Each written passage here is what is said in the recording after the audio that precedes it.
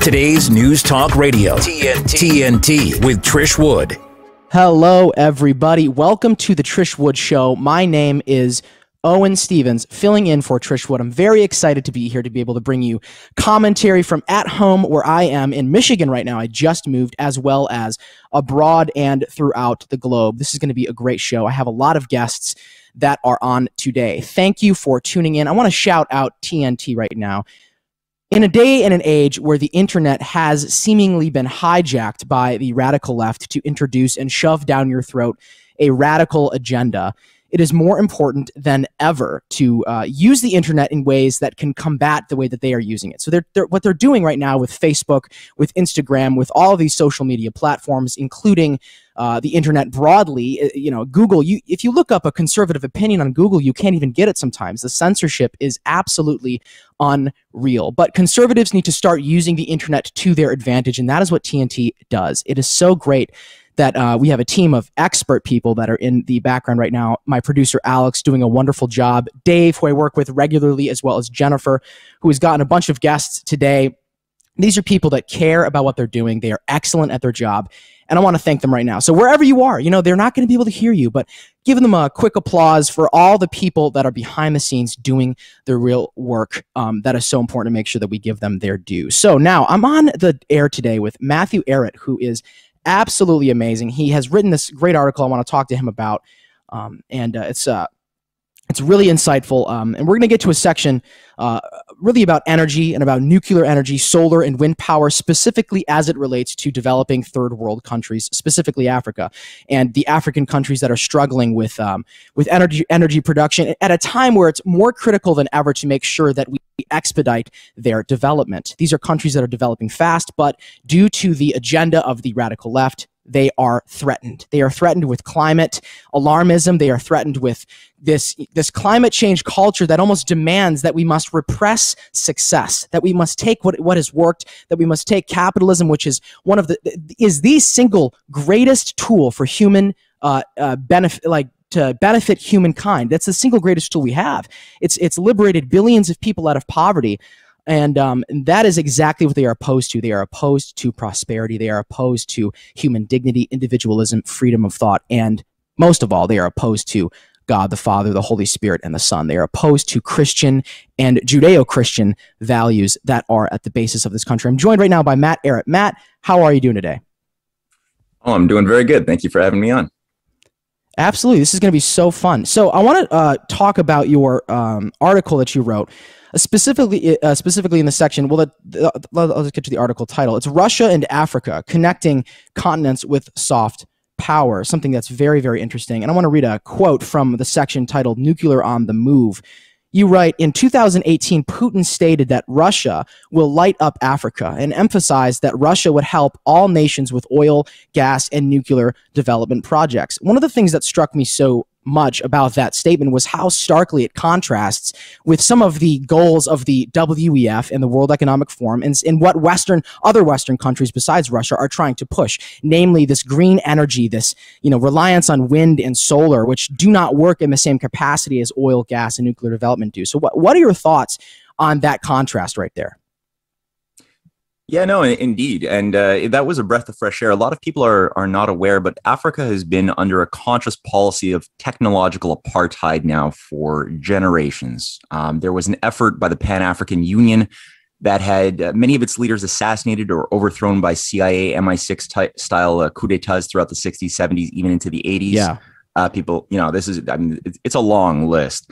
There was an effort during this time to acquire advanced technologies and leapfrog out of a dark age situation of after, this is what years of having been exploited by the British Empire, French Empire, Belgium. I mean, it's a horror story. What was done to Africa to keep them underdeveloped and better exploited.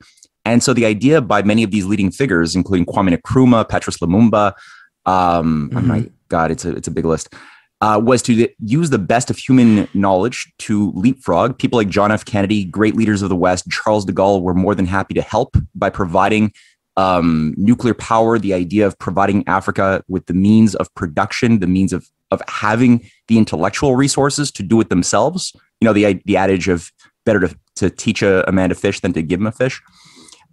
That was the ethic of the West before we allowed ourselves to succumb to this sort of fifth column deep state coup d'etat after JFK's murder and the ouster of de Gaulle.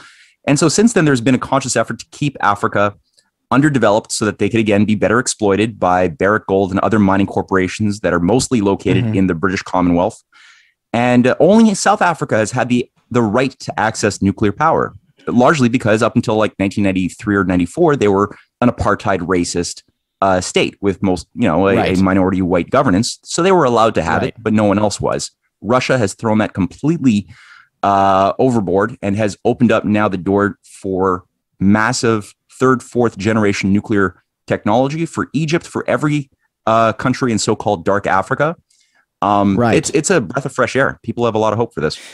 Well, that's something that's interesting is that I love nuclear power as it relates to solar and wind, because solar and wind, it's a good idea. In a perfect world, it would work, right? In a perfect world, we could just rely on the wind and windmills and we'd be fine, and solar energy that could capture the sun. I mean, there might be a future for that, but right now the technology is just simply not there. This is from an article that was written by Michael Schellenberger, who did a lot of work on this. And he said, this is what he wrote in his work. The reason renewables cannot power modern civilization is because they were never meant to. This is what he wrote. He wrote, between 2000 and 2019, Germany grew renewables from 7% to 35% of its electricity, so solar and wind power. And as much of Germany's renewable electricity comes from biomass, which scientists view as polluting and environmentally degrading, as from solar. Of the 7,700 new kilometers of transmission lines needed, only 8% have been built, with large-scale electricity storage remains inefficient and expensive. A large part of the energy used is lost, is what he said. He also says that in the 20-year subsidies that were granted to wind and solar and biogas since 2000 will start coming to an end next year. He says the wind power boom is over. This is for Germany specifically, but I think it raises a really good point, all of which is simply that if renewables can't cheaply power Germany, one of the richest and most technologically advanced countries in the entire world, how then can we expect a developing nation such as Kenya to implement those same tools and then have success? Yeah, you absolutely cannot expect that reasonably. And that's the intention, is to get them addicted, to get the world, including the industrial and underdeveloped countries, all addicted to forms of energy, which will destroy and cripple our ability to ever support an advanced industrial society. So these countries, they have, it's the richest continent. Africa is the richest continent of the world in terms of what's under the soil. They're being told by a bunch of misanthropic technocrats in the West, people like Blinken, who was deployed there. He just was there and visiting 4 countries this week. They're being told, you are not allowed. It is not appropriate technology for you to use your coal or natural gas that's under your soil. You have to use these green, clean things. Yeah. And ultimately, the quality of the electricity is such poor quality that not only is it unreliable, as the author you just pointed out had noted, but the quality of the energy production itself will never allow those societies to melt industrial steel. You can't even make a windmill with a windmill. That is the opposite of sustainable energy.